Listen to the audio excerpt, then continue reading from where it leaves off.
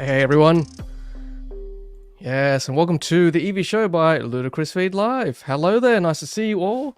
This 31st of July 2024 on a very chilly Wednesday night here in Sydney.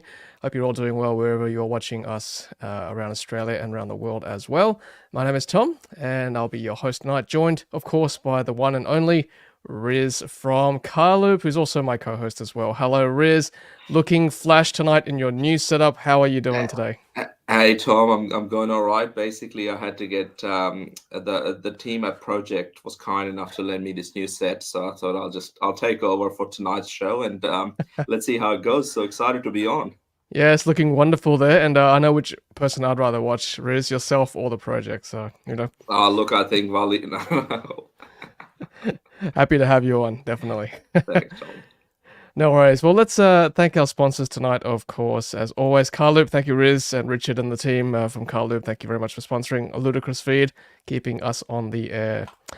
All right, well, let's say hello to some of our regular guests. As always, 85 guests already, Riz joining us, with like barely a couple of minutes into the stream. So thank you, everyone, for joining us. Make sure you say hello on the live chat. And I'll leave a comment if you're watching afterward as well. Hello to viewers or listeners on audio podcast too.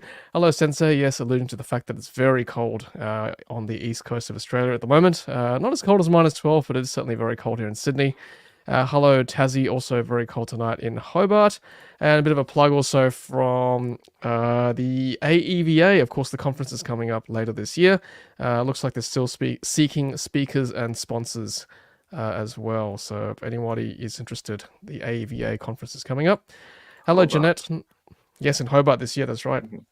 Hello, Jeanette. Looks like it's very cold in Queensland as well. How unusual, but there we go. Cold everywhere. Hello, Gaffer. Hello, Wayne. Hello, Jim. Hello, SWS. Hello, Lewis. Nice to see you. Shout out to friend Susan picking up a Model Y long range tomorrow. Congratulations to Susan. Hello, Steve. Hello, Paul. And yeah, Richard says he's running Riz's camera today, so if anyone has any feedback, then please kick it over. That's it. Thank you, Richard. Hello, Charles. Nice to see you. And hello, Anthony, as well. Just saying hello to the members, of course. Thank you for all your support. Hello, Jason from Chile, mid-north coast in New South Wales. Yes, indeed. Oh, Jeremy's got a joke for us. Owner to EV, sorry, we're down to 5%, and I don't think there's a charger nearby. EV to the owner, would you mind if I immigrated to the UK? Yes, well, I mean, alluding to the fact that when I was in the UK, the charging situation was pretty good, as you may have seen in my video. Yeah. It's much better than here at the moment, I must say. Fingers crossed, it's gonna get better. I think there's a lot happening, and I think a number of sites that EV networks, ChargeBox, Tesla.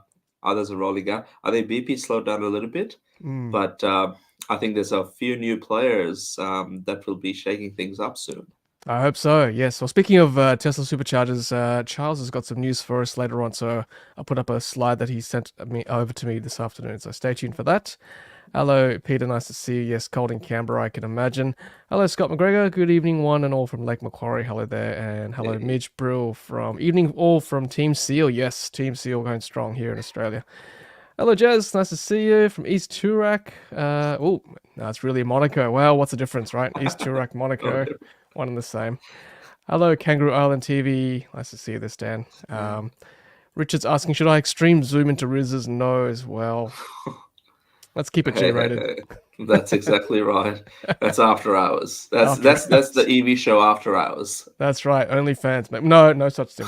We don't have a Ludicrous Feed Only fan channel. Just kidding. I'll thank Sensei for the Ludicrous Feed gifting membership. Thank you. That's much appreciated. John Bowley says, hi, Tom. Good to see you back from your Airbnb reviews. Riz, your set will match your Spectre. Yeah. 100%. Fingers crossed. Looking bling, bling. Hello, Chewy. Nice to see you as well. All right. Well, thank you, Eddie. Yes, he says, welcome home. Yes, it's been a great trip, but lovely to be back here in Australia. All right. Well, Riz, let's kick off with a little plug for you guys from Carloop. Your charging summit is coming up pretty soon. I think it's next week, I believe. Yeah, it's next Wednesday, Tom. I think it was good to cover it last stream as well, because we've had quite a few people from the industry sign up, and it's interesting to get everyone in the same room talking about all different problems. We'll have Emma from FireSafe, We'll have people from property groups and others that should be installing chargers to make it easier for us EV owners to be able to get around.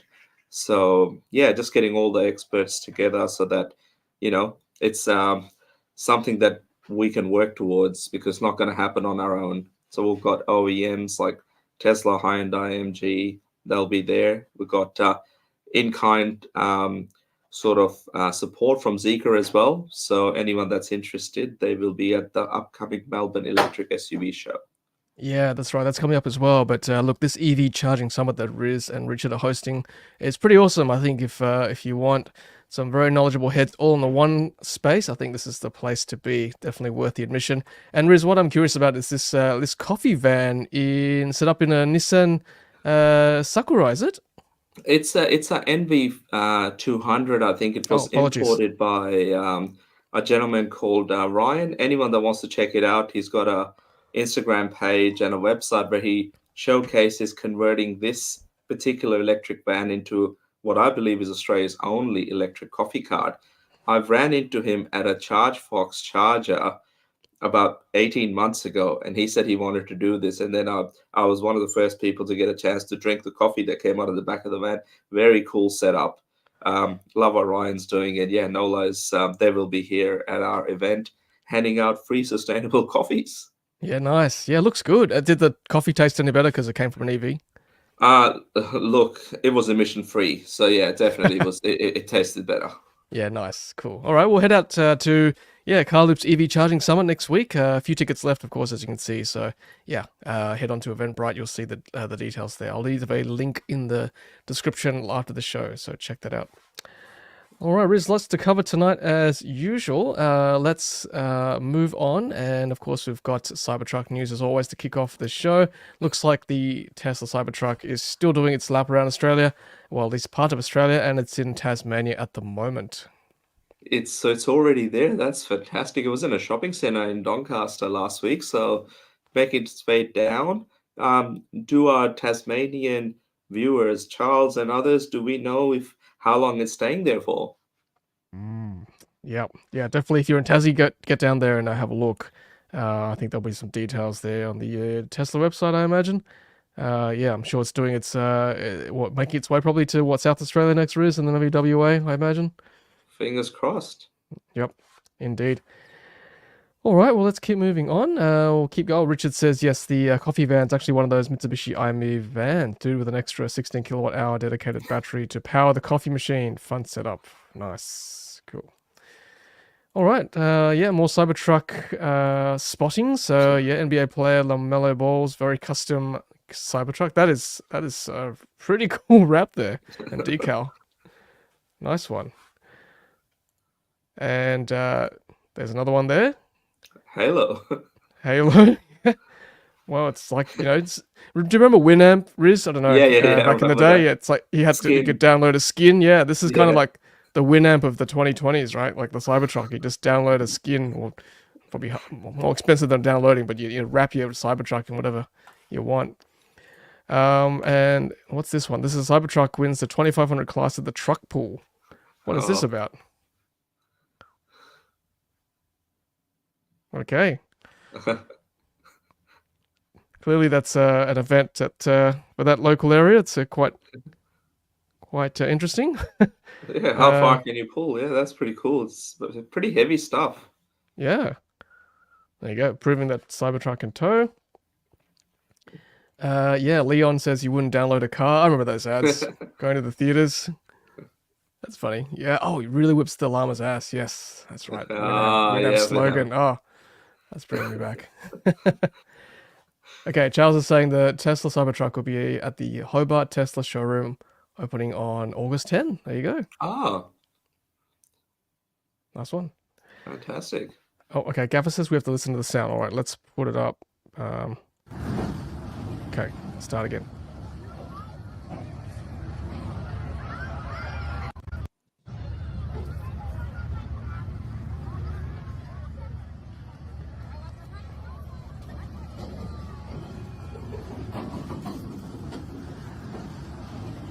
Okay, so Richard's saying the weight moves as the trailer is pulled and it gets very, very hard indeed. Smarter Every Day has a great video on them. Okay. And then Rob said, oh, hello, Rob. The sled digs into the ground the further it's dragged. That's the job of guy riding on sled. I see. Okay, that makes sense now. Right. There you go. Nice one. Okay. Let's move on. And speaking of skins, there's a Fortnite skin there. The Cybertruck again. It's in the video games now. Jason's picked it up. That's right. Thank you, Jason. Okay, moving on to Model Y news. So, okay, breaking. Possible first look at the Tesla Model Y refresh. Project Juniper. Trunk looks to have a new rear light bar. Inside we can see the same ambient lighting and perforated ventilated seats from Model 3 refresh. So slightly different, looks like, with that light bar there for the Model Y refresh. Yeah, Riz, I think, I remember from the Model 3 refresh, when these leaked pics started surfacing, we were like looking at, 6 to 9 months to delivery? Yeah. So we're getting pretty close, I think. So if Elon says not happening in 2024, then maybe 1st of Jan 2025. Yep, I think so. So if you're hanging out for a new Model Y, I can buy hopefully, early next year, we should see some of these hitting the order page. Yeah. So, and there is another light strip there on the inside. With that, what do you call it? Armrest is. So there you go. A few improvements there for the new Model Y. Okay, moving on. And Richard says someone is losing their job in China. Yes, these are leaked. So these are not allowed to be posted. So yeah, anyway, it's public now. Okay, so yes, Charles has got some info for me. And that is, here we go. So a few sites have opened up Tesla Supercharger wise in Australia. So we've got more info there. Apologies. More apologies. And we've got, back there we go. Okay, so this is, one sec. Okay, so we've got Supercharger, Griffith, New South Wales. Kerrang, Victoria, 3 stalls. Springwood, 8 stalls. And yes, I went to see the Chatswood one this week. That's kind of still being commissioned. So Hay, okay. So I thought Hay already had stalls, but it looks like there's more. And then we've got Campbellfield. Some new ones identified as under construction this week. So South Melbourne, 6 stalls. Bright, Victoria, 4 stalls. Sydney, Bankstown, New South Wales, 6 stalls. Yandina, Queensland, Mackay, Queensland. And some more in WA as well. Greenhead, WA, and Meriden, WA. So it really looks like, the stories about the Tesla charging team getting kicked out. We're still seeing chargers being opened there, which is great. Yeah, it's happening pretty quick this year. A lot of it, there's always been a push at the end of the year with Tesla Supercharger. We've seen that for the last couple of years, but this year they've sort of rolling in pretty steadily. So yeah, the team being sacked, I'm not sure what's happened, but in Australia, things are rolling on and we're getting many more sites. So thanks, Charles, for sharing that. And Charles, the main man, he keeps that on track when it comes to supercharging infrastructure. Yeah, exactly. Yes, Charles is definitely the man. So thank you for that. And we've actually got more as well. So he sent me something else too. Here we go. So this is underway. So this is coming soon. So these are the grey dots on the Tesla supercharging map. So a few in Queensland there, lots in New South Wales and Victoria, and a new one in Hobart, Tasmania, a couple in South Australia, and Bordertown, so that's a good one, between Victoria and South Australia, and a couple in WA as well, which is good. Just closer to home for me in New South Wales. Glad to see some appearing there in DY, Waterloo, Alexandria, Bankstown, and really some of these spots in Melbourne, I think, as well, Victoria. Yeah, we've got the South Melbourne one, which is pretty cool. Some out further out in regional Victoria as well. I guess Campbellfield, we're still waiting to see what happens there, sort of north of Melbourne. And yeah, I guess the rest of them, Hobart, also Perth, I guess, another one. Yeah, I think it's a good thing. It just encourages more people to, if they see charges, it makes it easier for them to think about making the switch, and also for existing drivers as well. It's charging infrastructure, particularly from Tesla, is so reliable, and hopefully that also encourages other charge point operators to continue investing and get more chargers in the ground for us. Yeah, that's right. So yeah, we'll keep an eye on those, particularly the ones that are very close to being commissioned. So thank you, Charles, for sending that across to us. Much appreciated. Let's take some comments from the audience. Ray is asking, what next? A Barbie skin? Yep. Why not? Why not? Yeah. And Andrew, nice to see you there. Andrew is our marketing man from ZEEKR Australia. Good to see the China crew hanging out. Yes, that's right. Myself, Riz, Rob, Andrew. Bit of a mini reunion here. Yeah. Hello, Sydney Evie. Nice to see you there. Catching a live show. Thank you. And questions being asked, is the leak real about the Model Y? Well, I mean, it looks pretty real to me, right? Yeah, I think the person that took the photo is on the bottom right hand side of the screen. Yep. He's got or in the comments, Tom, there's a photo of him which we can see just there. So it's a real person. It's not AI generated. That's him there. So That's probably him. getting fired right now. Yeah, I think at the time when the new Model 3 was being leaked, we were questioning whether we were questioning the authenticity of these pics. But given that eventuated into the new Model 3, Riz, I think I'm pretty confident this is going to be the real deal here. So yeah, we'll keep an eye on that for sure over the weeks and months. Rob's saying Winamp is 27 years old. Oh man, feeling very old today. 27. That's crazy. Man, I discovered a new thing called MP3 back in the 90s, Riz. It was a game changer, right? Back in the day. It sure was. It's I remember with the legal downloading with Kazaa and LimeWire and all those other interesting things to download. I mean, legally download and watch shows. But yeah, Winamp was the OG. Sure was. Yep, that was like Winamp was like Kleenex is to tissue, arguably Tesla is to EV, right? It's like the brand, right, that everyone knew for an MP3 player. So there we go. All right, let's keep going. Yeah, thank you, Sensei, for some more memberships for everyone. Appreciate it. Good question for us there, Riz. Ray's asking, what about non-Tesla chargers? What's happening in that space? As Riz alluded to earlier, lots more chargers are coming up across the nation. But yes, we do definitely need more. I think particularly more in like each location, not just one or two. I'd like to see at least 6 to 8, just to relieve that charging anxiety for road trips. Yeah, that's what it is. I think having multiple sites in the same town for road trips, that definitely helps. Also, I guess Tesla opening their superchargers to non-Tesla vehicles, that's also been a big advantage. But yeah, in general, we just want larger sites, and there's a lot of good government co-funding schemes. There's New South Wales government's doing quite a bit. Queensland's doing their bit. South Australia's done, with the RAA rollout, and WA with the WA EV network.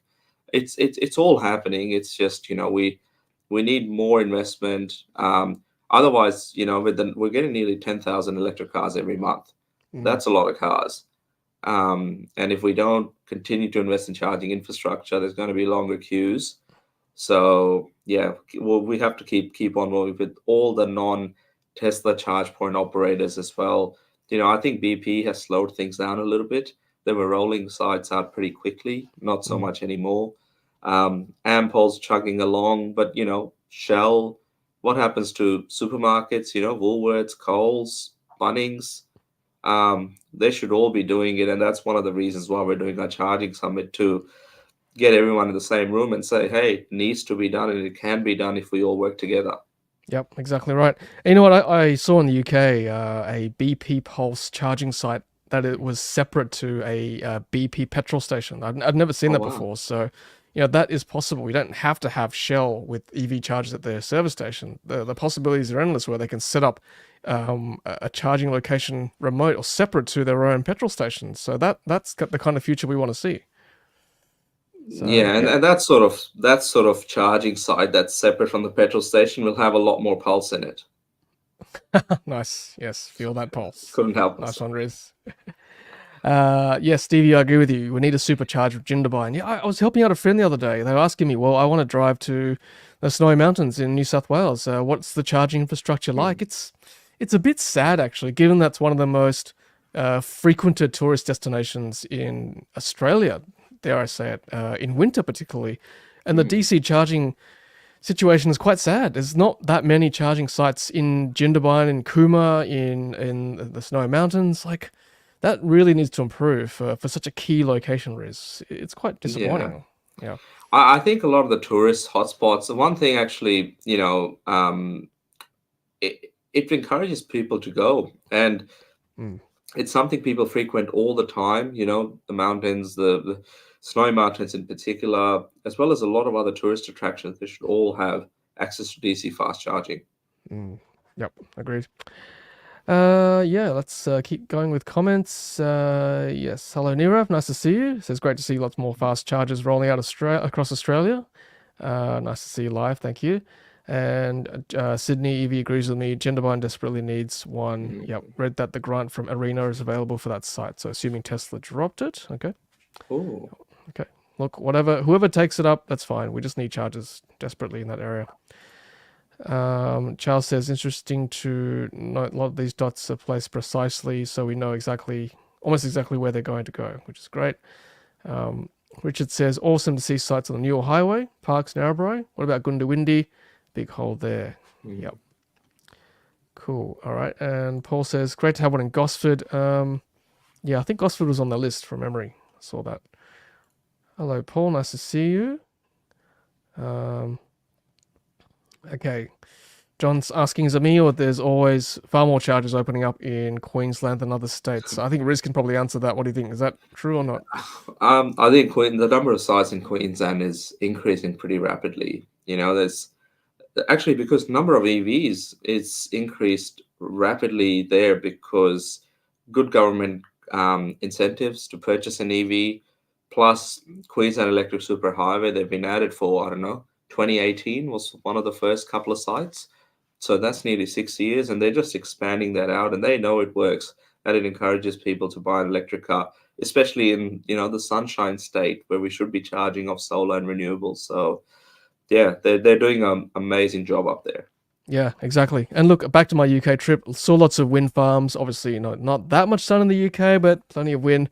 So, making use of what you've got, right, in terms of renewables. So Australia, lots of sunshine. It makes a lot of sense to have solar panels everywhere.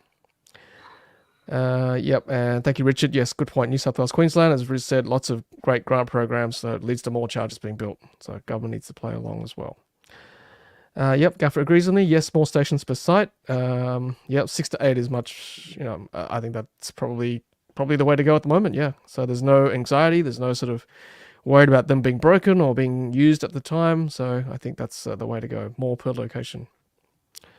So Mark's saying the opposite, to prefer more sites than more chargers per site. I guess it depends, Riz, right? Like along busy roads, like, the Hume Highway, the Princess Highway, the M1 motorway, then that's where you want more per site.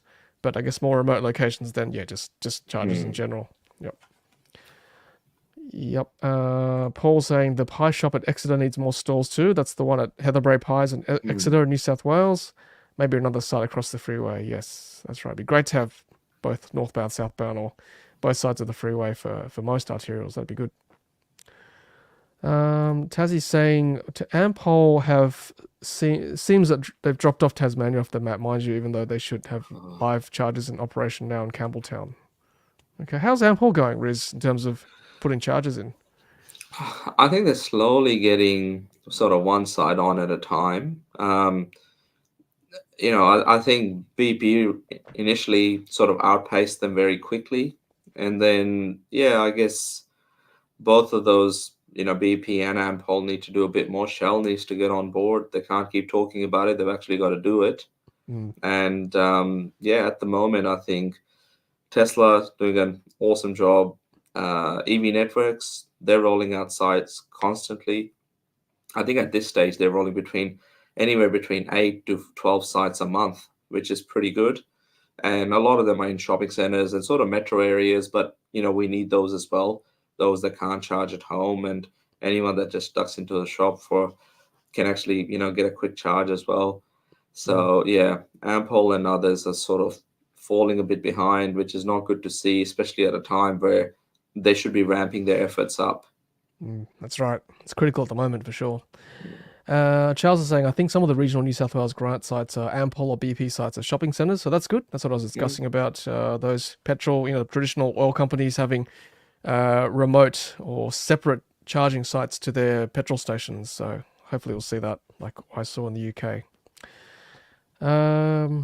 Okay, let's keep pushing on. Okay, Richard's saying the Queensland Electric Superhighway is currently retiring old tritium V-fuel 50 sites. Thank goodness. They would need to get rid of those and replacing them with much bigger, since they are now understand where charges are needed. Good.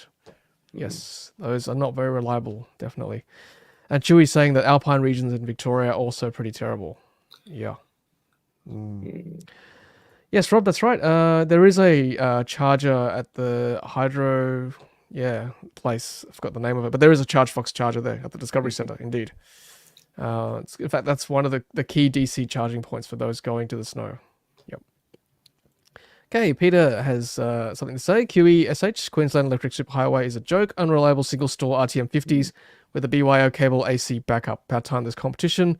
Queensland is deceptively huge. It's a big state. Anywhere on a map closer to the equator looks small on a map. Yeah, we're just chatting about that. The V-fuels are going, so hopefully we'll see some newer sites, because the auto charge from EV, Riz, the RTMs 50s don't work with them. So yeah, get rid of them. Yeah, get the new ones in, and they're going to be more reliable anyway, and probably more suited to the number of charging sessions that they need to do in 2024 compared to, I guess, 2019. Now, Ariel, this is a great point. I think you might have commented on my video too. Ampol has no plans to introduce RFID cards or credit card payments. Their new app is terrible, and the customer service people can't even connect you remotely. 45 minutes to connect recently. Yeah, thanks for reminding me there. Yes, I mean, that's disappointing that Ampol doesn't have any plans to introduce these cards.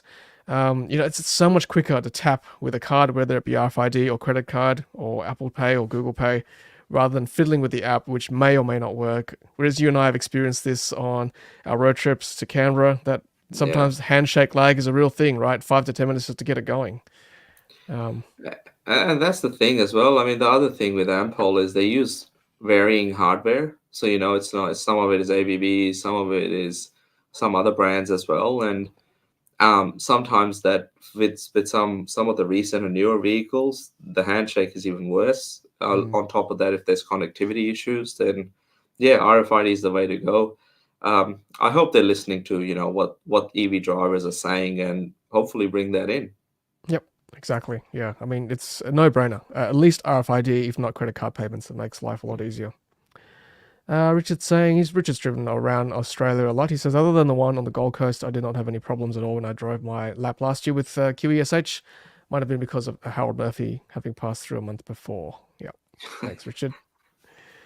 Okay, yes, and thank you. Nirav says, don't forget AC charging. Hundreds of new curbside chargers are due to roll out across Sydney by Easter 2025. Great for parts of inner Sydney where there's no off-street parking. So, yeah, we need more of that. Saw a few light post or lamppost chargers, Riz, in the UK too. Very good. There's not much. Sometimes some areas of the UK don't have off-street parking, so that's good to see.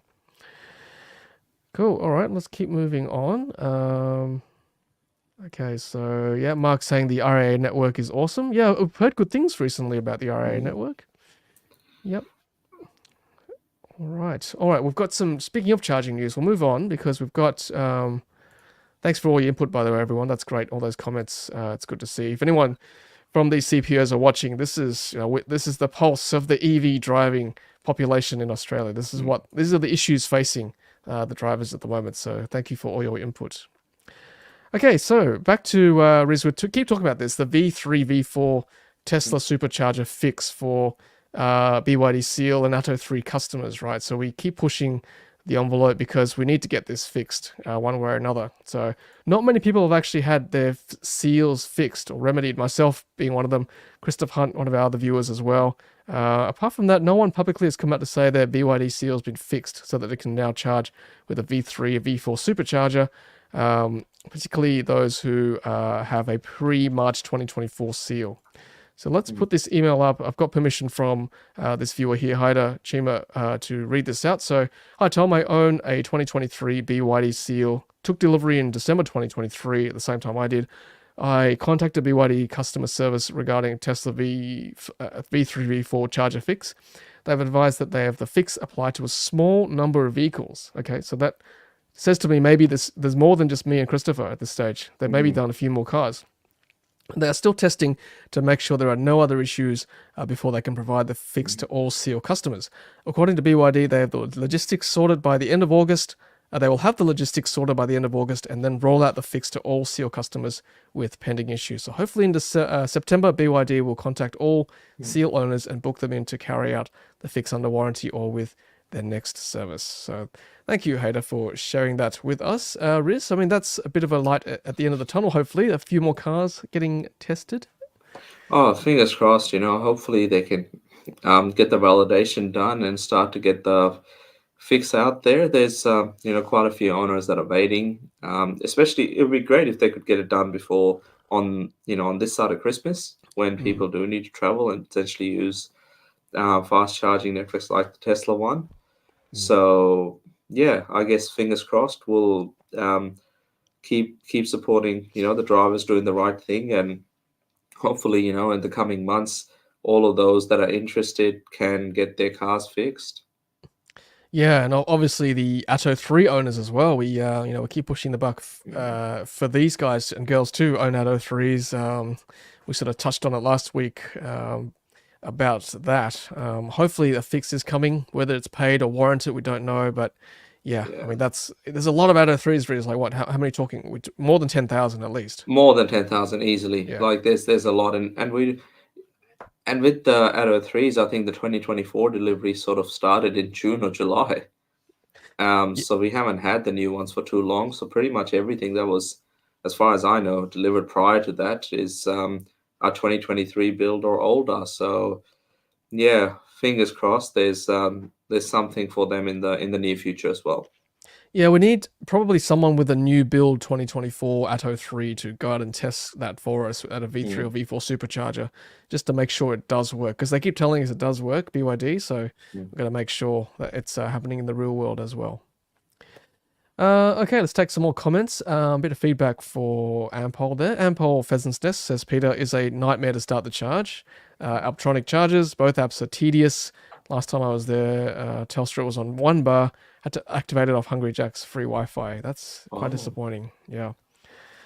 Yeah, I mean, these are the things that CPOs need to think about. If you're going to use an app, we're going to make sure there's enough coverage there in that particular area. Otherwise, just tap and go with Apple Pay or something, right?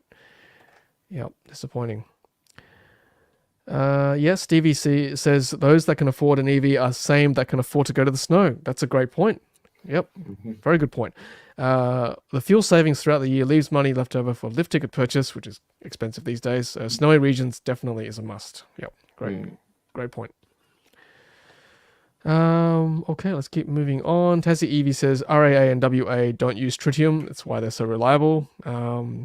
Yeah, I mean, the WA network uses a lot of chem power, I think, from memory, from the pictures I've seen. Biker Sydney says, driving to Adelaide on the 26th of August, hoping the Hey Supercharger will be operational. Hey. Yep. Cool.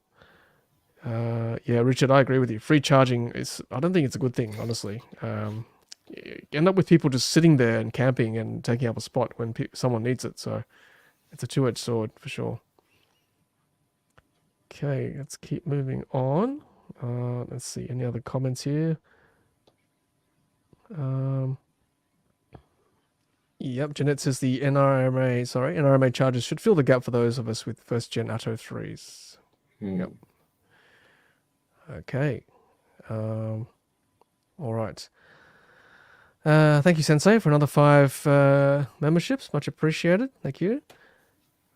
Right. Cool. Let's move on and with some more stories. So we've got here a big story this week, Riz, was Tesla insurance being released in Australia via Zurich. It's happened. I think there was a bit of talk around it for quite a few months now. I'm not sure what everyone's experience has been so far, but a couple of people that I've seen had given it a go. It hasn't appeared in people's apps yet. So maybe it's only for new owners. Maybe it's if you've with a new, I don't know, app update that's coming through. But Mm. those that are able to get a quote online have tried. So I got the, the spinny ring. It just kept spinning for, I don't know, half an hour, and then I gave up. So yeah, for those of us that, or those of the audience that have tried, what are your thoughts? What's happened? Yeah, let us know if you've received a quote from, well, Zurich/Tesla about the insurance. Apparently, it's supposed to come via the app. Well, I haven't been able to find it just yet. And there's a comment here from Roland from Zap, says it's available if you're about to take delivery, as it's part of the get ready for delivery process. Existing owners do not have it available on the app just yet, but you can do it via the website. And Steve said the same thing as well. And from what I've seen on X and other social media forums, yeah, the quotes have not been favorable. It's been actually more expensive than some incumbents like RCV and RMA. So yeah, I mean, if you're trying to sort of get into the market here with EV owners, I think price is still quite sensitive, Riz, in the insurance market, as we've found out. Oh, and definitely the pricing is one of the things, and the other part is that if I thought, as much as I knew about Tesla insurance, I thought it was based on the driver itself. Like, sort of, they've got all the data. Tesla's got all the data. If they're sharing it with Zurich or whoever, that way you can sort of get a personalized quote. But by doing it through a web portal that's not linked to your car, you don't really know that they don't really know what your driving is like. Hence, everybody's getting quotes that are significantly more than what they're paying today. And as you say, Tom, if you're sort of a new player and you're getting into the market, as much as you may have that thing that says, it's Tesla insurance, you still need to get a few runs on the board. And so far, people's experiences haven't been great from what I've seen, like yourself, on social media. Yeah, correct. And it's not like in the US where, as you said, Riz, it's a link to your car. It's just another third party, partnership, and barely that even. So, as Anthony said, I thought it would be like the Tesla insurance experience in the US with monthly premiums based on your driving. As another player, I think new player in the market, a former sponsor of ours, Kobo, was trying to do, with linked to your car and monitoring your driving that way. But this is it just seems like another insurance policy masked as an EV or Tesla premium. So I don't know. This has happened before with other providers, Riz. I think who was it? Poncho or something? Another previous brand. Yeah, remember them? Yeah. Yeah, it was again another like a third party partnership. Nothing special. And I think there was another bigger company too that played with. Was it Amy maybe previously? Yeah, there were a couple. I mean, it just comes and goes, and I don't know what sort of. It's not a good experience as an owner. If you think about it, like if it's personalized, great. And I think people had high hopes, as some of our audience have already sort of said, why isn't it like the US, which is what we sort of expected. But yeah, maybe they'll improve their product over a period of time, and hopefully they're listening to this feedback. Yeah, exactly. And Richard says my quote was over $1,000 more than RCV. Oddly, I got a new quote from RCV, and that was $308 less than my current RCV. Hey, there you go. So I just started a new policy. Look, I understand. There's obviously, if you're a previous policy holder, you always generally get a discount from the motoring services like RCV and RMA. I get that, but as a new player, like Zurich is trying to break into the EV market, you can't be like that much over even just a new policy with NRMA or RCV. Like, I'll be honest here, Riz, like we're not stupid, guys. Insurance companies, we're not stupid. Like, we shop around, right? Don't try and do this to us. We can see you're more expensive, so it doesn't make sense to partner with Tesla than try to put up a bigger price or more expensive premium. The headline there, Tesla strikes a deal with insurance provider to lower costs for electric vehicles. So far, the experience has been otherwise. Yep. I don't know if you want to go as far as saying it. Maybe Zurich's offering a Swiss watch type of premium, Rolex pricing with their Tesla insurance. Yes. But it is expensive at the moment, and hopefully, I mean, the thing is, there's so many factors that go into it. Parts and supply, obviously, accidents where you live. There's a lot of thefts going on at the same time. So many factors go into insurance. Is complex. The companies are trying their best to collect data and understand who's higher risk and who isn't, and what's the best way the industry can can allow more EVs to be on the road, so it lowers the cost for everybody. But at the moment, it appears it's one of the sort of one of the sour points of owning an EV, which is the cost of insurance. It's on the upper limit, unfortunately. Yeah, correct. I mean, look, I get that. Like, there are factors involved. It's complicated, but when two companies are offering very different premiums for the same person, it just doesn't make sense to me, right? And I'm with Paul here. Like, I'm with NRMA. Happy to say that to you guys because I do shop around, and they're still the cheapest for me. Why would I go anywhere else if it's very similar wording and similar inclusions for those policies? So anyway, that's my 2 cents for now. Yeah, and Andrew, that's right. How they price insurance is one of the world's great mysteries. We tried to understand it with Kobo when they were sponsoring us. I get it to some degree, but it's still a lot of algorithms that obviously is just not that I don't quite understand, just with my feeble brain. So go figure. Okay, let's move on for now. So we've got Riz, just back to Tesla for the time being. Model Y ambient lighting retrofit in Chinese Tesla online shop. Yeah, so this is for I think cars built from January 2022 till October 2023 or 1st of October 2023. Available in China for around about under $250 Australian dollars. For those that are interested, I guess you can. So they replaced the front panel on your dash with the one that incorporates the LED lights. And then you can control it through that the main interface as well, just like you can in the new Model 3 Highlands.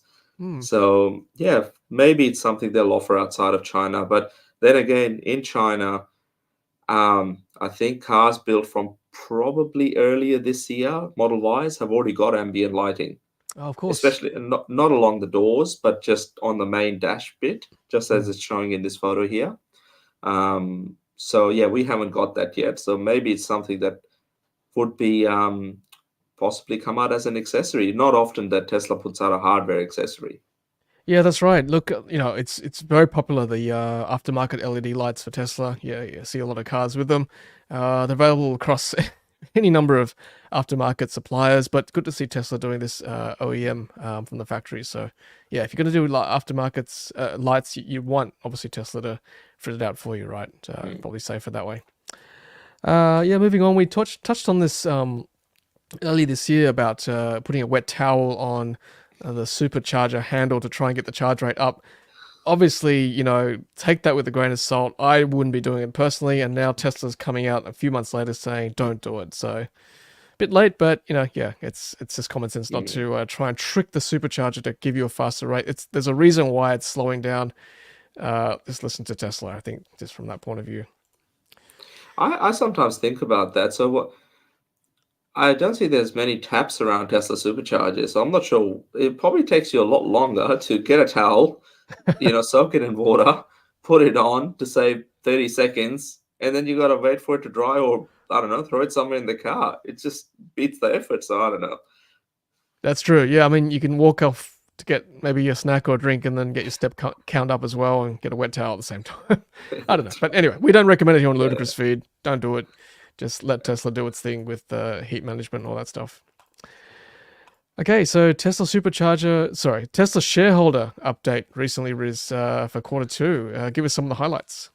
Oh, many things have happened. I mean, they've refreshed the Model 3. They've continued ramping up Cybertruck. They've had a whole lot of new things because they're, with some of the European tariffs that are coming in, cars from China into the UK, UK and Europe and other markets, particularly right-hand drive markets, which Berlin today doesn't make. They've started to make them now, so that factory is now geared for left-hand drive and right-hand drive. And then they also spoke about, some of the things around the more affordable models that are going to be coming in early next year. In the meantime, it hasn't been a great quarter when it comes to, Tesla revenue because they've been cutting prices across most markets. But unfortunately, it's sort of 2024 is going to be a bit of a quieter year because we haven't had any new products. There's not a huge amount of demand for Model 3 and Model Y. particularly because of the price points that they sit at. But I think things are going to improve. Last I heard, I think Tesla had over 30 billion US dollars in cash. So that's in the type of market that we're in right now. It's a good position to be in. So you can invest in R&D and many other initiatives. But I'm really looking forward to, I think now it's October the 10th, maybe, the new unveiling of the Cybercab, Robotaxi, and potentially a few other products. So something for us to look forward to. But overall, it was a pretty quietish sort of a quarter for Tesla from a vehicle point of view. But apparently energy, such as battery storage, are performing really well. Yeah, I think we hinted at that last week, with no new vehicles on the market as such, although Elon Musk did hint at the smaller, cheaper vehicle. I think Tesla's certainly still banking on autonomy and energy moving forward, so we'll keep an eye on that for sure. So thanks, Riz, for that summary. Thank you. Okay, let's move on. Thank you, Jason, again, just tagging us. Toyota is rolling out EV charging stations. Ooh, this is interesting. Across its dealership network in Australia. So let's have a look at that. Here we go. So this is a driven article as well, isn't it? So what does Joshua say about that? So yeah, it looks like it's going to be a jet charge partnership with Toyota. Will this be a DC chargers or AC chargers? Do we know? Let's see. Possibly AC only. I mean, in the photo, it's AC only. We'll find out if it's Yeah, there we go. So according to the Driven, the BZ4X has achieved 555 sales since February, and so I guess they're catering for that vehicle, and hopefully more to come from Toyota. And because there's no other. Well, there's the Lexus, I guess. Lexus also on the same platform. Whether Subaru gets a look in as well on the same platform, don't know. But it looks like there'll be a combination of, AC and DC. So EV Link, ABB, Cam Power, movable charger. Yes, I think they're 24 kilowatt. And Tritium RTM75, so that's definitely a DC charger. And Wallbox Commander as well. So yeah, I mean, whether it's going to be for everyone or just Toyota, I'm not sure. Certainly the Porsche dealerships have got DC chargers, Riz. I've never worked out whether it's for everyone or just for Porsches only. Probably just for Porsches only, I imagine. Yeah, I'd say Porsches. I know BMW and a couple of others at their head offices have them as well, but generally it's for their customers or for their own vehicles. But, I think with dealerships starting to get into, and not so much Toyota, but more broadly, I hope more and more dealers, because there's dealers in pretty much every town. You'd like to think if they're doing it for themselves, then hopefully they can potentially offer it as a service, a paid charging service to those that drive vehicles that are not from that particular car brand.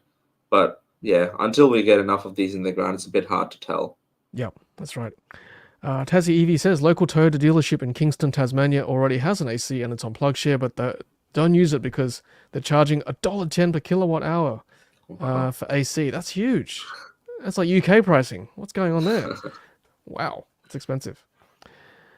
John saying Toyota say they are installing these chargers for 2 new models in 2026. Okay. Oh. Looking ahead. Okay, thank you.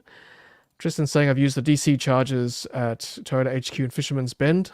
It's funny because they're always Tesla, BMW, Hyundai, Kias are charging there.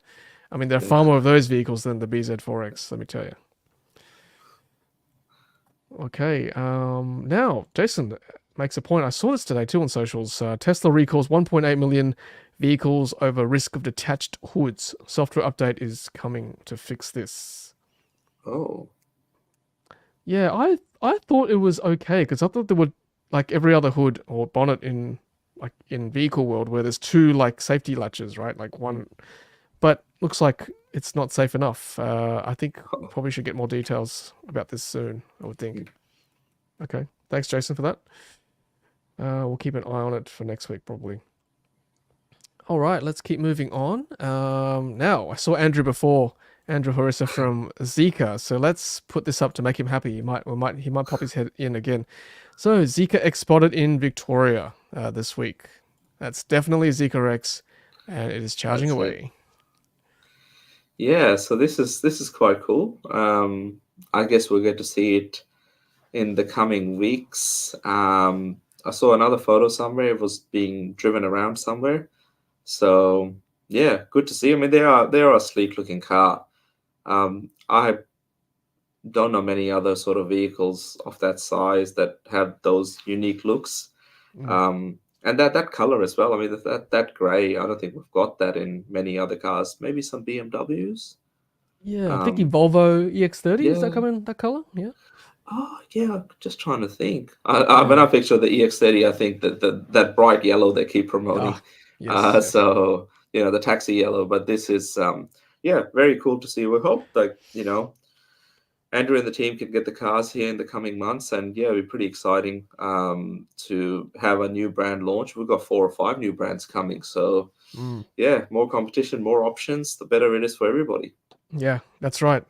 We definitely need to take this for a longish drive. It is somewhere, just to test it out, test out its charging capabilities, test out things like suspension insulation, sound system, all those critical things that people need to know for a new entry into the market. So yeah, good to see it in the wild there and charging. It's great. And Riz, remember how we chatted about this in China? The ZEEKR illumination on the back there. That's not Yeah, lit at the moment, but it'd be great if we can see that lit in Australia. I don't know whether it's going to pass ADRs though. The ZEEKR yeah. badging. Yeah. Yeah, it was quite interesting to see that it it makes it stand out even at night. You sort of know what car you're driving behind. Yeah. So yeah, very cool to see, and maybe it's part of the spec. Full specs of the car haven't been released for the local market yet, Mm. but if and when they are, we'll find out. And I'm sure, Tom, you'll get behind the wheel of one, and we'll get to see all the unique features that it has compared to its competition.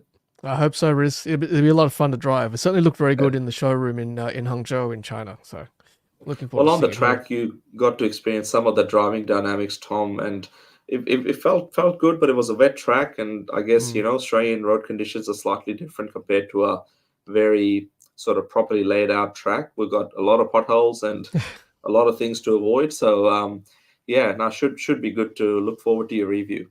Yeah, that's right. We live in the real world, Riz. We need to do those real world tests. So yeah, hang in there, everyone. They're coming hopefully later this year. Thank you, Jason, for this comment. A hood. This is back to the software update to fix the detached hoods in the Teslas. A hood that isn't properly secured could detach while a person is driving and block their view. Tesla has issued an over-the-air software update that could fix the issue. I mean, hoods that's not properly secured. So what, does the mechanism suck it back in, or I mean, if your hood's not down, it's not down, right? No software Yeah. can fix that. So I'll have to look into that a bit more. Very curious. Okay, thanks, Jason, for highlighting that for us. So, just a bit more on ZEEKR. This is our good friend Elliot, who look at this baby that he got to drive in China this week. Yeah, he rightly said, "I really didn't want to give the ZEEKR 007 back today." Gorgeous, huh? That's one car, and the 001 Briz in China that we Yeah. saw that really stood out for us, I think. Yeah, the 007 is like, I thought it was one car that you just, if you could get one car, that's the car you would get when it comes to luxury, comfort. We got to sit in a technology. They have just so much that light strip at the front, and it looks so sleek. Like it makes Mercedes look bad, like in terms of how sleek these cars are, and the build quality and the rest of it. This is not coming to Australia, but yeah, Elliot, you're very very lucky, our friend. Yeah, exactly. I said I wasn't jealous at all. There's my comment there. So that's so cool. And yeah, I mean, the 001 was pretty cool as well. They're both just very luxurious vehicles for the price. And you can actually customize your light strip across here. Again, I don't know whether it ever pass ADRs, but I remember Andrew was with me in China. And he wrote Ludicrous Feed across the front Yeah. here of the light bar. So that can be customized.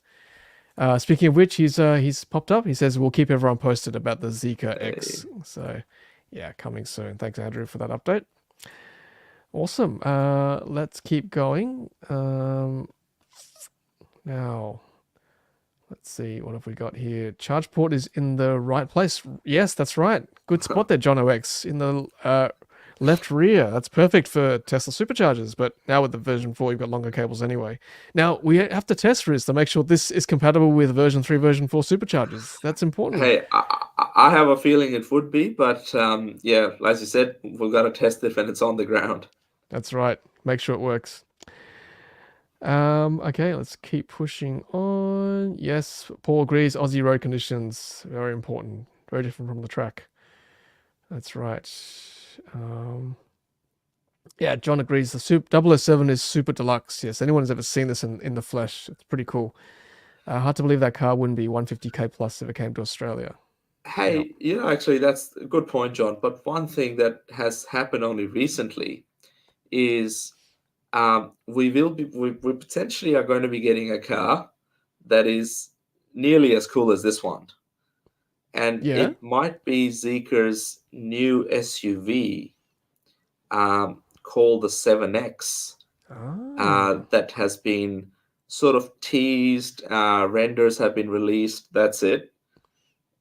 It looks awesome. Is this a render? That's a real photo. These are real photos that are coming out now. But last week or 2 weeks ago, they released renders of it. It looks so much better in these photos than the renders, and it just looks gorgeous. You're right. The design's really nice, actually. And they filed 3 versions: a 310 kilowatt single motor rear wheel drive with LFP, a 310 single motor rear wheel drive with the ternary lithium battery, and a dual motor all wheel drive with the ternary lithium battery. So it looks pretty promising. And in the same sort of styling as the 001, 007, that same sort of design language. So that looks, it looks really good. LFP battery is the 75 kilowatt hour golden brick battery, while the ternary lithium battery is the 100 kilowatt hour Ningde Kirin battery. 4.8 in length, so longer than Model Y, which is 4.7. So it looks good. Looks really slick. Whether it ever comes here is, again, we need to ask our good friend Andrew there in the chat. So Andrew, is this coming? Know. Let us know. Man, it looks awesome though. Whew, nice. Familiar looking infotainment screen. Yeah. Okay, we'll keep an eye on that one. Looks good. Let's move on to another brand. So Cupra rolling out its first electric SUV in Australia, the Tavascan. Very long time. It's been end of 2022 is when they launched the Cupra Born in Australia, and what is it? Over 18 months later now, we're getting to see the Tavascan is coming before the end of this year. So 2 years apart, those two cars. In Europe, this thing is expensive. It's like, I think, over 10,000 euros more expensive than a base Model Y. So looks cool. Apparently, this one will be made, I think, in China as well. Okay. So it's built in China at Volkswagen Group's factory in Anhui. Anhui, yeah. Well, it looks like the Europeans are cluing on. The way to go is to build them in China because heck of a lot cheaper. Look, I got to say the Cupra Borns. Every time I see one on the road, they look really good. I know they're not the hot hatch that they're meant to be, but still, they look really nice. It's been designed really well. So, yeah, in the same vein, the Tavascan looks good as well. The same language. So, hey, the more EVs, the better, just to fill different segments of the market. Some people will be happy to pay more for this over a Model Y, and that's fine. I get that. Sometimes looks are very important as well. Now, Riz, John's saying that you're calling SUVs sexy. The soccer mums will be after you very shortly. You have to fend them off with a stick. Hey, if I could get that sedan here, then, if we could get what Elliot was driving, I want what Elliot's having. And if we can't get that, it's, Look, there's not many SUVs you'd hear me say that about, but, it's happened. John, you called me out. Yeah, no, I'm with Riz. It looks good. Yeah, I mean, sexy. Yeah, why not? It is sexy. Why must SUVs be boring? Why not make them look good like this, right? So bring it over, Andrew, if you're still watching. Yeah, we want them here. All right, let's move on. And yes, this week BYD had a mini update, just a minor one for the Seal. I got version 1.2.1. Just fixed the front cross-traffic braking alert for roundabouts. Bit hit and miss. I still get them every now and then, so That's like a phantom brake when you come too close to a roundabout and the car's just coming across it, right? So if it thinks there's a cross traffic, Yeah. but it's just a roundabout, so it's the sensitivity is still not quite right. So, but one thing I did notice too, thanks to a viewer who commented on this, is that when you are on ICC cruise control, you can now hold on to the up and down toggle, and it will go up and down by 1 kilometer an hour, whereas Oh, previously it that's did not. Yeah. that's really good. Yeah, that was a little bit hard to control. Mm. Was it going up a 5Ks before or something like that? Yeah, well, if it wouldn't do anything, it just went up by Ah, 5s and just kept going up and yeah, down. So yeah, this is good now. You can fine tune it to exactly what you that's want. So, great. yep, good update. Thank you, BYD. Now, that's the good news. Now, the bad news that you may not appreciate, this viewer, is that servicing costs are going up in Australia for the BYD. So let's see. This is from Scott McGregor. Hope you don't mind me saying this. You did send this to me today. Costs are going down for 20,000 kilometer service, but they're going up for the 40,000 kilometer service and 80,000 and 120,000, respectively, by $128 each time. So for an 80,000 service, you're looking at $635, which is relatively expensive compared to, let's say, 165 for the 20,000 K service, 60,000 and 100,000 K service. And again, I've done my 5,000 kilometer baby check. A skeptic in you might say, well, there's not much to see in an EV, and it's true. There's not that much to check, honestly. So, yeah, I mean, make of that what you will, Riz, and everyone else. Yeah. What do you do at a service for an EV? So, yeah. Hey, actually, speaking about servicing, I got into a Uber Electric yesterday, and this gentleman was in a Tesla Model Y. He's owned it for 12 months, Mhm. 131,000 kilometers. How many? And 130? 131,000 Yep. kilometers in under 12 months. And the only thing he's done is changed, he's onto his third set of tires now. No servicing, doesn't know what else he needs to do. But yeah, it's 131,000 kilometers in 1 year. And yeah, no servicing. So yeah, interesting to see how long, or how Tesla drivetrain sort of holds up. We've seen it do really, really well. So yeah, time will tell. But servicing is where there is a servicing schedule for an EV or any other car.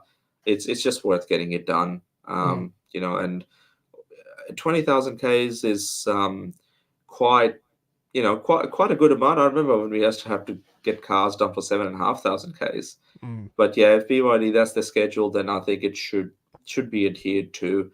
But yeah, we know that in general, most EVs are going to have servicing. Just because Tesla doesn't, it's just an anomaly. Yeah.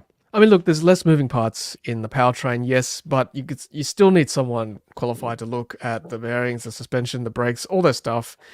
Yeah, which I don't know what to look at as a layperson, so you might as well get someone decent or get someone trained to look at it.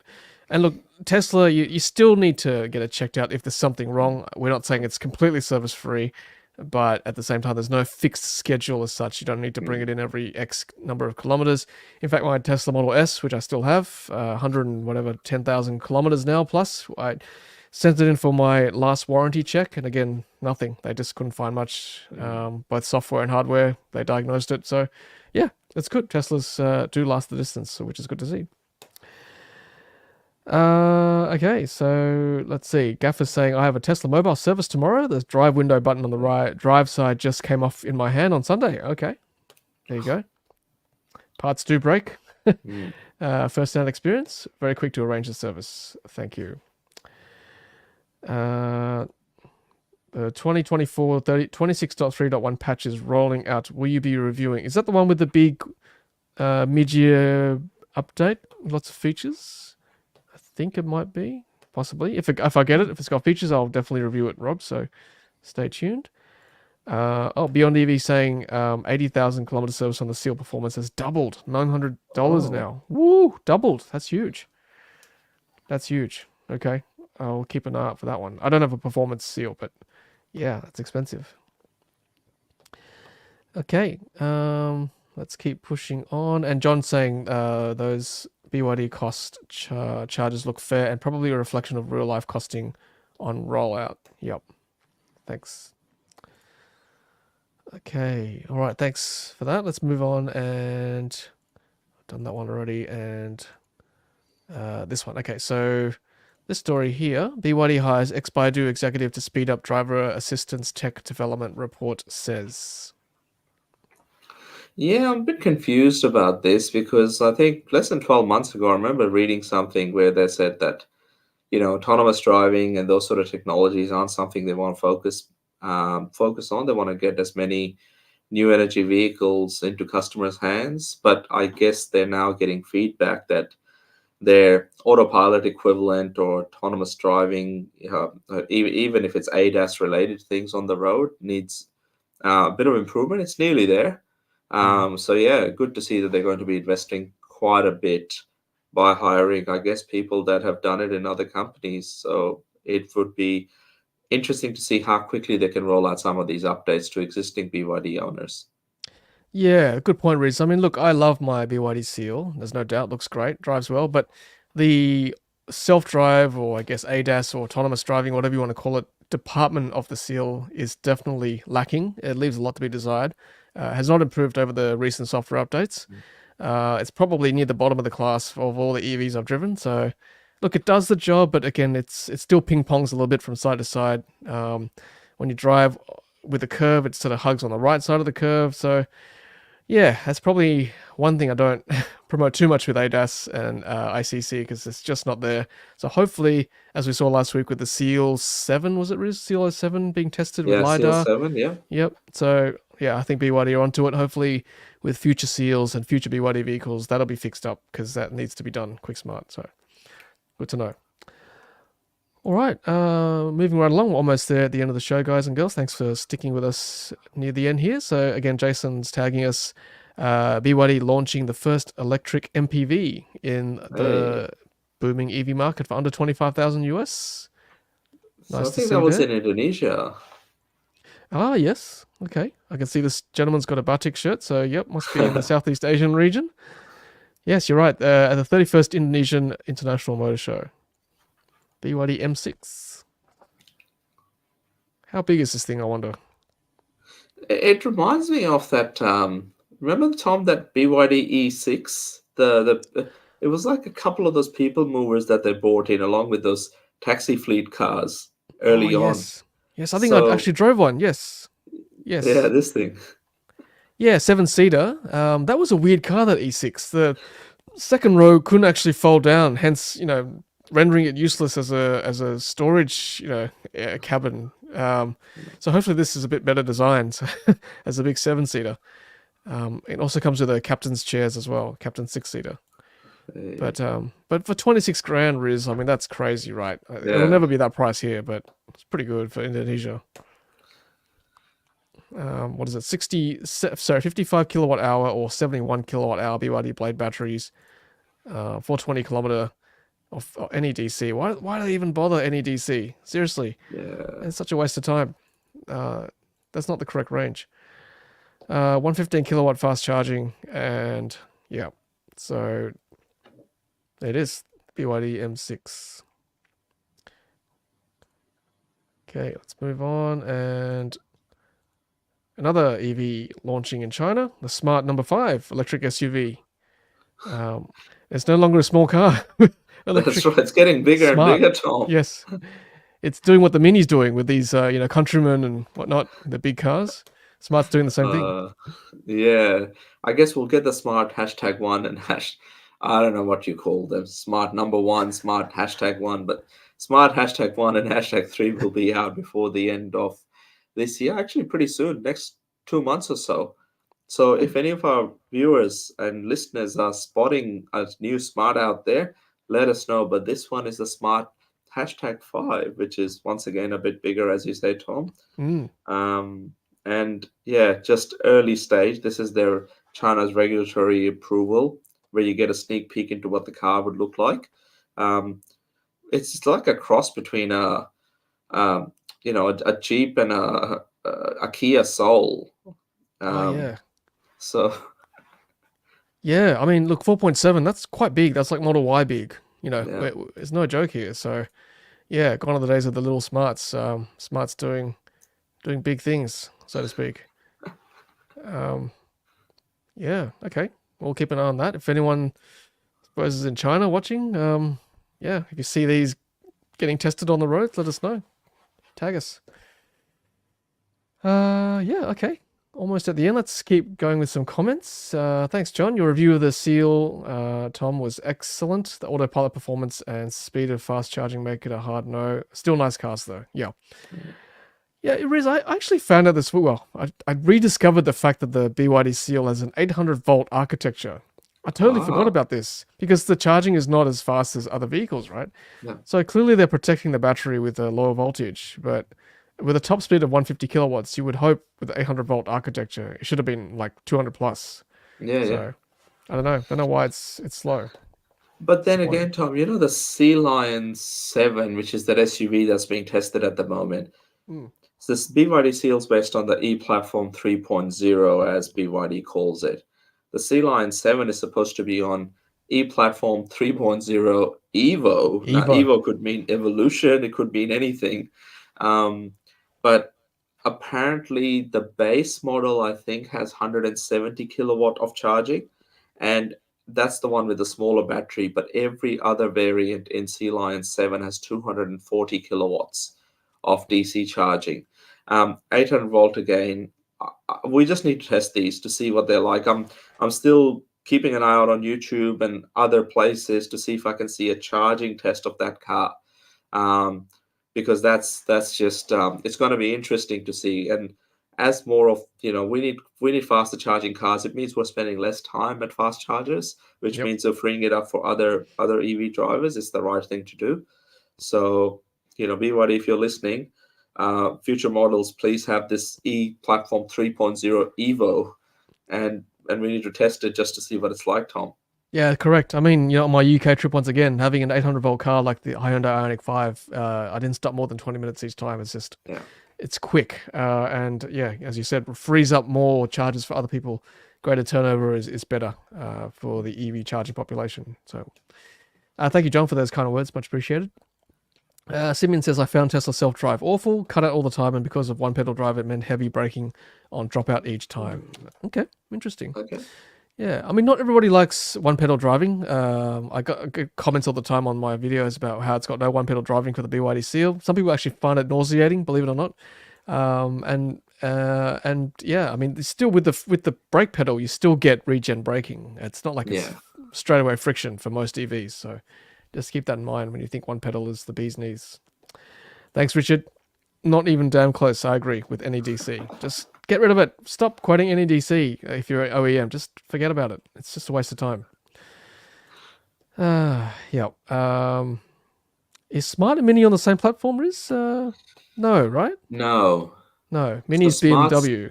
Yeah, Mini's BMW, and Smart is 50% Geely, which owns Volvo Cars, Lotus, ZEEKR. Yep. And 50%, I think, Mercedes-Benz, but I'm not sure if it's Mercedes-Benz China or if it's Mercedes-Benz in general. Reading the press releases that Smart's putting out there for the Australian market, they keep emphasizing it's designed in Germany, but I think made in China, which it doesn't matter where the car's made. We know all the technologies in China, but yeah, German design, Chinese made. And I guess we're going to have same with Cupra. I don't know, designed in Barcelona, made in China. So it's a global effort, everyone. Yeah, it's a global effort. Don't be a bigot. That's right. Hide your bias. We're all in it together. Andrew's saying Mini's made by GWM. Is that right? I'm not sure. I didn't know that. I've heard of that one before, I think. Yeah. Okay. That's news to me. In China. Maybe. All right, moving right along, and China doubling subsidies to encourage consumers to replace old cars. They really want to get rid of their EVs that they're making. China, there's a lot out there, so there you go, more subsidies. They're going to have to do something about their real estate market too. Lots of houses and apartment series that we saw on our trip too. Yeah, that was fascinating seeing how they build for the future, I guess, if that's one way of looking at it. But yeah, I think with EVs, sounds like cash for clunkers sort of program. wear a scrappy old car and, Yes. buy a new one. But then again, if you've got smaller cars like the Wuling Mini, or I saw another one, Geely had one, Geely Genome. They're like small, tiny cars, but you can buy them for as low as like 7.5, 8,000 Australian dollars drive away. Yeah. So, people can get smaller cars for inner city driving over there, and they're all electric, 200 kilometers of range. Okay, NEDC, but maybe 150 kilometers of WLTP range. Mm. So many more options there, and maybe people can trade in and do that. Here, it's a bit difficult because, EVs are still sort of in the mid to late 30s as a starting price, and we don't get a lot of the real smaller EVs. And hopefully we will. So we should have programs like this as well, where we're trying to get some of the older vehicles off our roads and getting newer, cleaner ones on the road. That's right. Yeah, less efficient ones off and newer ones, whether it be whatever powertrain. If it's more efficient, get them back on. Yep. This is the car that we caught our attention in China, the ZEEKR 001. This is a very cool shooting brake that I really enjoyed looking at. So a lot of our guests on the trip too did at the same time. So, John's saying Mini's made on the same platform as Aura Good Cat, so more confirmation there. Good point, Billy. Like the Apple Watch, design in California, made in China. Well, that's kind of the way the world's heading at the moment. Design elsewhere, made in China. Some more comments about one pedal driving, getting some sort of, both sides of the fence. Some people like it, some people don't. That's fine. I just think it should be an option. You can turn it off or on. I think it should be in all cars. Well, in all EVs, I think, that are made. There should be an option for one pedal driving if you want it. Okay, let's keep going. We're almost there, guys. Thanks for sticking with us. Just quickly whipping through some of these stories. So Ford's EV unit reported a quarter two revenue of 1.1 billion, according to Sawyer, and a loss of 1.1 billion as well. So what, breaking even? Same numbers. Yeah. Well, revenue, I guess. So, and I think Ford is looking at sort of not scaling the way they were thinking a couple of years ago with their EV platform. So I'm not sure if these losses are going to get better over time or not. So we've got, a long way to go. Yeah, that's right. We'll keep an eye on that one. Thanks, Nero, for this post. Good Car Company quietly removed the marketplace listing of used EVs from their website in mid-2024. We've had Anthony from Good Car Company on the show previously talking about that company. Unofficially, the EV community believes the company won't import used EVs anymore. I guess, Riz, my one concern is for those who have actually bought cars from Good Car Company, what happens with their support and servicing and, whatever warranty was available at the time? This is what concerns me the most. Yeah, I guess, whatever's left over probably still covered, but in general, importing of vehicles comes with a little bit of risk because the local manufacturer, let's say it's a Nissan Leaf, Nissan Australia generally wouldn't want to know anything about that car. They don't have parts for it. They wouldn't supply it unless those parts were the same parts you'd find on cars that were sold here. And a bit of research on if something does go wrong. The good thing with cars like Nissan Leaf is that, there is a large community in the UK and other places in Japan for that vehicle. So there are parts available, but I guess you have to sort of do your own research and there's a bit more risk involved and all the rest of it. But fingers crossed, the Good Car Company imported cars that customers and owners have do last a fair bit of time without much repairs. Yeah, that's right. We know EVs last the distance as it is. So if you've bought a Good Car Company EV, by the way, if you're watching, let us know in the comments here what has been your experience and what your thoughts are moving forward, knowing Good Car Company are changing tact with their business plan. Final few stories. So a little bit of a post here from EV Clinic. Why is Mercedes abandoning the EV platform? Because they don't know how to make it. And goes on to say the motors for the EQV, EQC, EQB have poor reliability, etc., compared to, for example, Tesla. So there you go. If you want to find out why Mercedes having issues, it's a little summary there for you. Riz, remember that time with the EQE that you drove me in? That was, good experience, I guess. That was the first and last experience, Tom. It's Yeah. yeah, but that's that's why cars like the ZEEKR 007, right? That it's stylish, it's unique, it's comfortable. It was all of those things. Pity we never got to drive it. Maybe there'll be another chance. But the driving dynamics of all the other cars were spot on. So if that's what's getting it, it's reliable and it doesn't have the issues, because we actually saw ZEEKR building drive units in the factory. Um, for multiple different vehicles, and at the way it was fully automated, everything was done in looked like very controlled fashion. um, so yeah, it looks like the reliability issues are definitely there. So hopefully Mercedes and others can learn and maybe build things more in-house rather than relying on suppliers all the time. Yeah, that's right. So, yeah, the question is, what are these OEMs going to do moving forward? Will they keep going with EVs? Will they change tack, go back to hybrids? Yeah, we're in an interesting time at the moment, Riz, with Mm. with EV sales sort of plateauing at the moment. Some traditional car companies rethinking their plans. So we'll keep looking, keep monitoring. Quick note from Jason again. Samsung delivers solid state battery for EVs with 600 miles. We might look at this possibly another day, but that looks interesting. 9-minute charging, 20-year lifespan tech. So Samsung going to solid state batteries, and then companies like Cattle in China moving to ternary type batteries. That golden battery, Keeling batteries, all those things. A bit different. But yeah, faster charging is always a good thing. Keep an eye on that. And last thing also, this is another charging station, 1,000 kilowatts, so megawatt charging here in Spain. This is a live 1440 kilowatt truck charger in Spain. That's insane. Awesome. BP Pulse. There you go. Yeah, that's crazy. That's really quick. Wasn't Tesla sort of talking about that with their Cybertruck?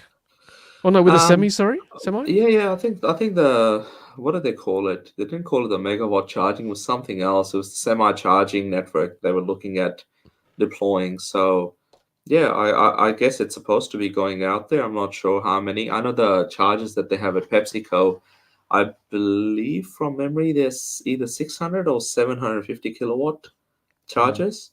So this is obviously 1 megawatt, but yeah, I guess as trucking starts to electrify, we're going to see bigger and bigger sort of charging units out there. And so drivers can charge them on their brakes and keep on delivering the goods. Paul says that is a big wet towel that you'll need to get that charge rate up. That's hilarious. You'll need a beach towel for that, Paul. That's just a little That's right. towel. That's hilarious. It's a pretty funny comment. And John also says, 007 in Australia, I would sell one of my kids for. Well, it's public now, John. John's kids, if you're watching, Daddy, better make Daddy happy or you will be sold for one of the cars. Right. How funny.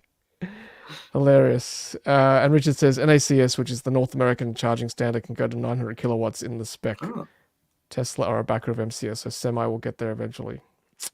Yeah. €1 for every 5 seconds. That's expensive, hey? But, pay for the privilege. There you go. Yeah, so as long as you know where your towel is, you'll be okay. Thanks, Jeanette. It's quite funny there. I'm glad you guys went straight to the towel analogy. Good to see. Thank you, Riz, for joining us as always. Lovely to have you and your insights. Thank you so much. Thanks, Tom, and everyone. It's good to see so much happening. And yeah, if you see anything out there, tag Tom or myself, and yeah, I'm sure we'll share it. And yeah, keep doing the good work and telling people about the benefits of EVs and charging infrastructure. It sometimes feels like it's not there yet, but there's lots of sites coming online every month now, and with thousands of EVs on our road every month, it's going to only get better. That's right. And thank you also to Richard for holding the camera tonight for Riz too. Much appreciated. And best wishes to you and Richard and the team from Carloop for next week's Charging Summit in Mulgrave in Victoria. Should be good. Looking forward to hearing about it on next week's stream. And thanks everyone for joining us as well on the show. Good to have you all. We reached 150 odd viewers tonight, which is great. Lots to chat about. The important issues are discussed right here on Ludicrous Feed Live. So great to have your input as always, everyone. And we shall see you all next week on the show. So take care, everyone. And until then, happy charging. See you then.